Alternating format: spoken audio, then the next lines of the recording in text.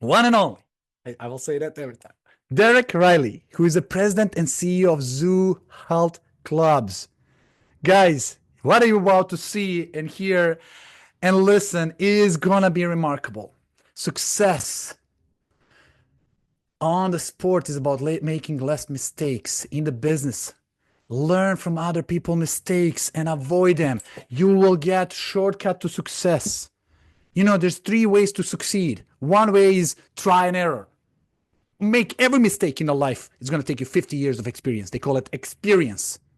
Or you can do research, cut the corners, do 5 decades in 5 years.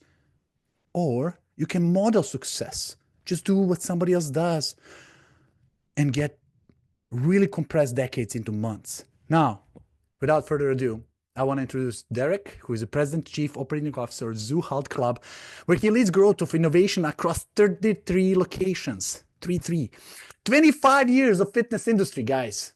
We're talking about quarter of the century here.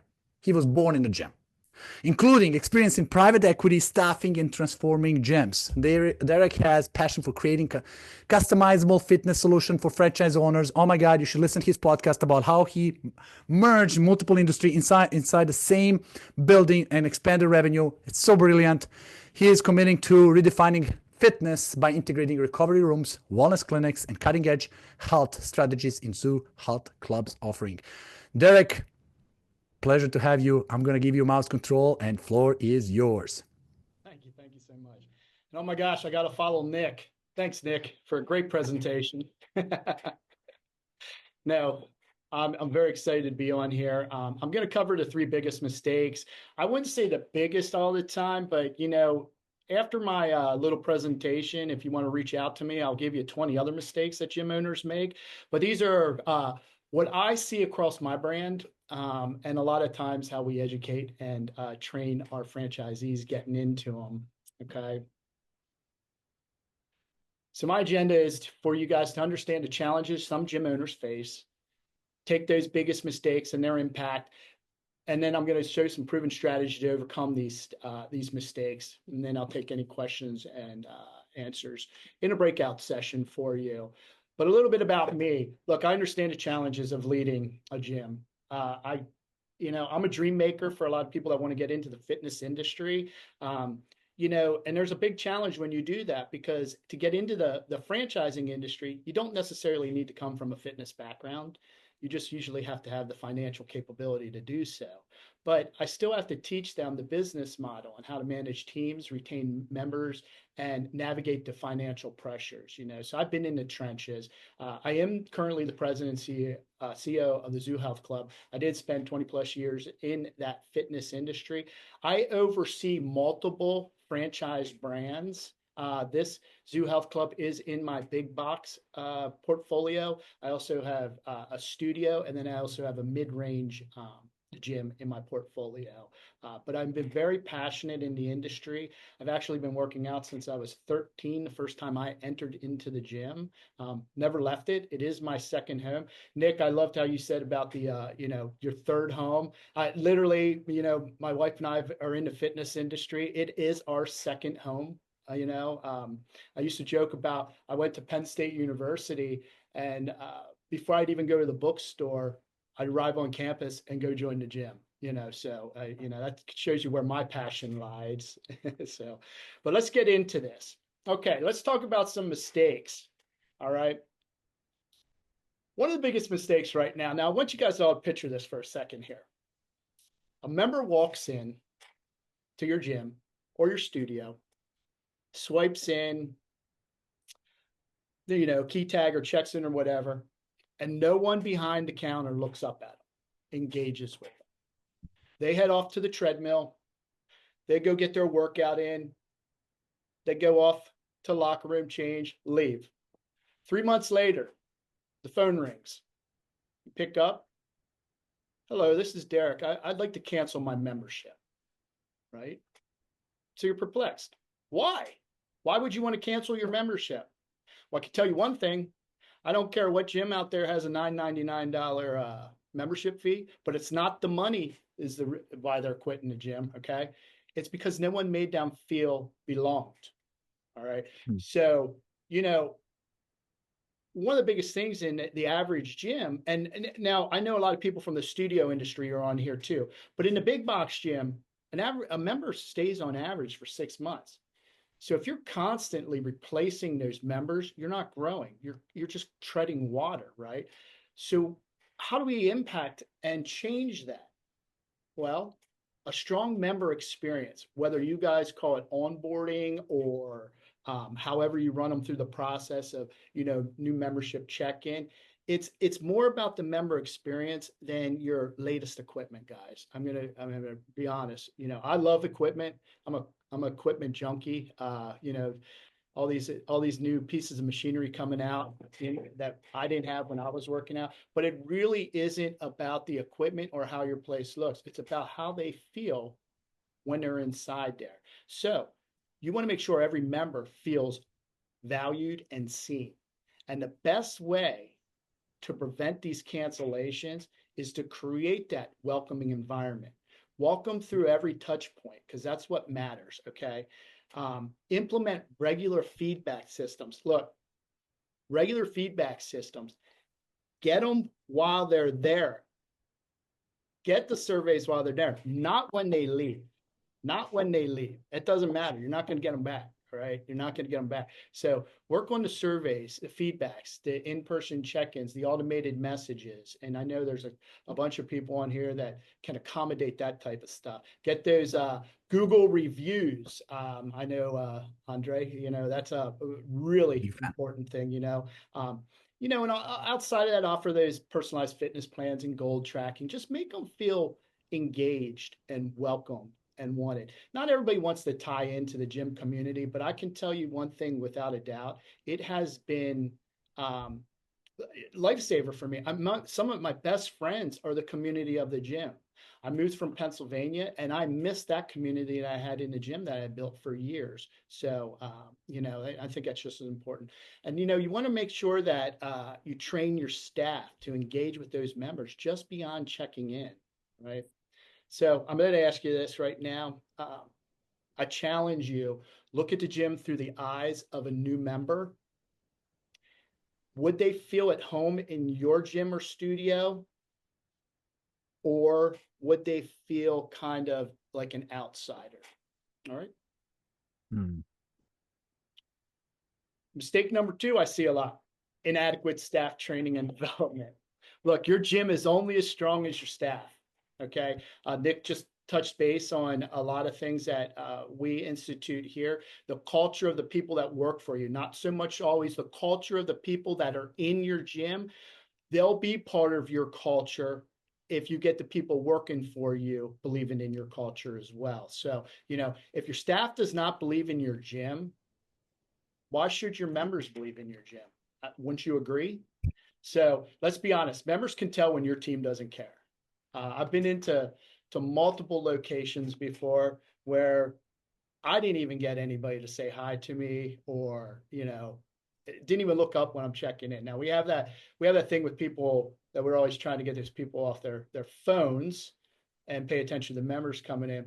But I grew up in a gym up in Pennsylvania where the guy, he may have been very hard on hearing, but he knew every member's name that walked through that door. And sometimes I'd be out on the gym room floor and I would hear, "The Rileys are here." So, that just made me feel very welcomed in that environment. And that I could tell his whole team cared because he cared, right? So gyms should feel like your community, and your team sets the tone. High turnover creates inconsistent service and disconnected experience. So let's invest in a more structured onboarding program for your staff. Provide continuous education, host regular workshops, cover industry trends. Don't get left behind. Get people involved. Encourage certifications in specialized fitness areas. Foster a team culture. People stay where they feel valued, and I think that's very important.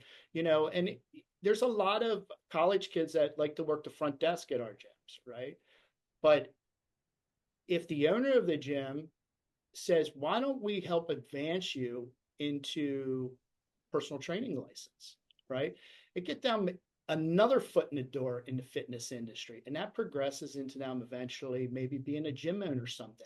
So, get them plugged in, make them feel valued too, make your your members feel valued. So training is not a one-time event, it's a culture.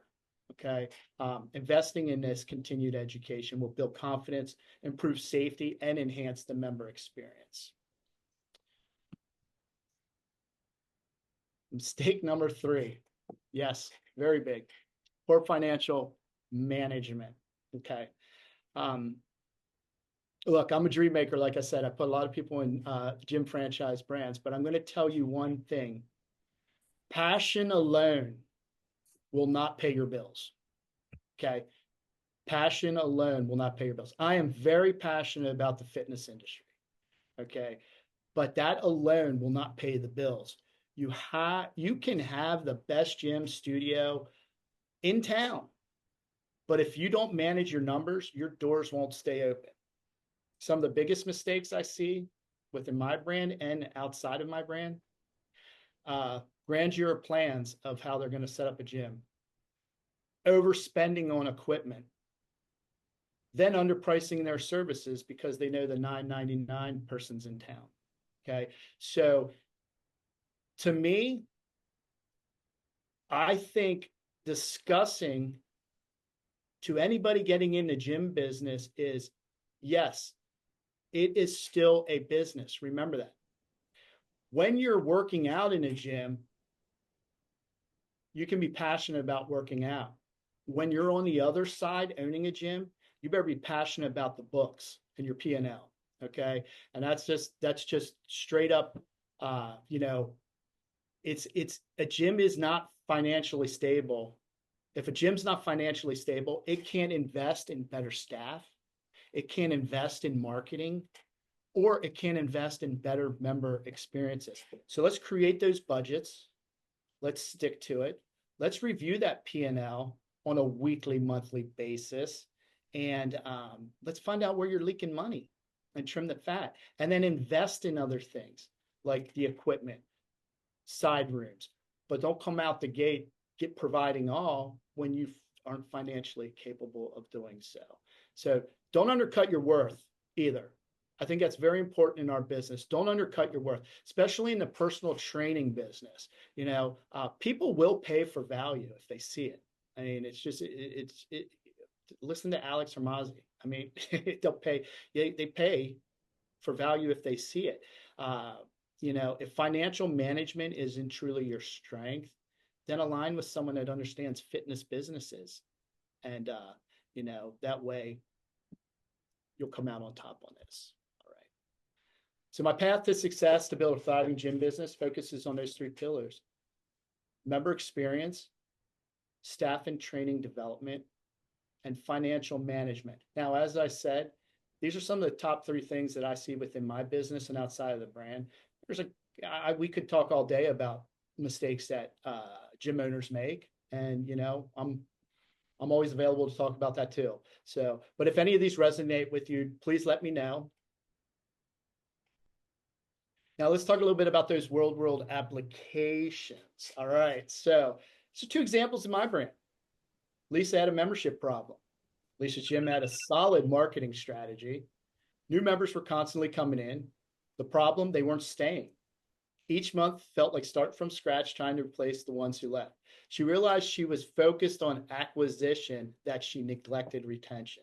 So she restructured onboarding process, implemented a follow-up system for new members, and built a stronger community. The impact: members stayed longer, referrals skyrocketed, and her gym's financial health finally stabilized. Okay. Listen, a great gym just doesn't bring people in. It gives them a reason to stay. And I think, Nick, you kind of touched base on that, saying, give them a reason to be here. That this is my culture. They want to be there. And then I have another example about Jake, who kept losing his own people. He paid well, he had great equipment, and his gym was growing. But when he finally sat down with an exiting employee, he got the answer: there's no real direction here for me. It just feels like a job, So he needed to create a team culture, not just a workplace. And as you can see in my story here, he gave him clear career paths and started recognizing wins, big or small. When you build a team that feels valued, they build a business with you, and that's what you want. Slide, there you go. Great leaders in the fitness industry just don't react. They anticipate, adapt, and lead with intention. Success isn't about avoiding challenges, but about meeting them head on with strategy and resilience. Your gym is a reflection of your leadership. When you elevate your mindset, you elevate your business. The best gym owners don't just build facilities, they build thriving communities where members feel empowered, staff feel valued, and financial growth is sustainable. The future of the gym starts with the decisions you make today. So, what's the first change you would implement after this session? Please drop a comment and let me know.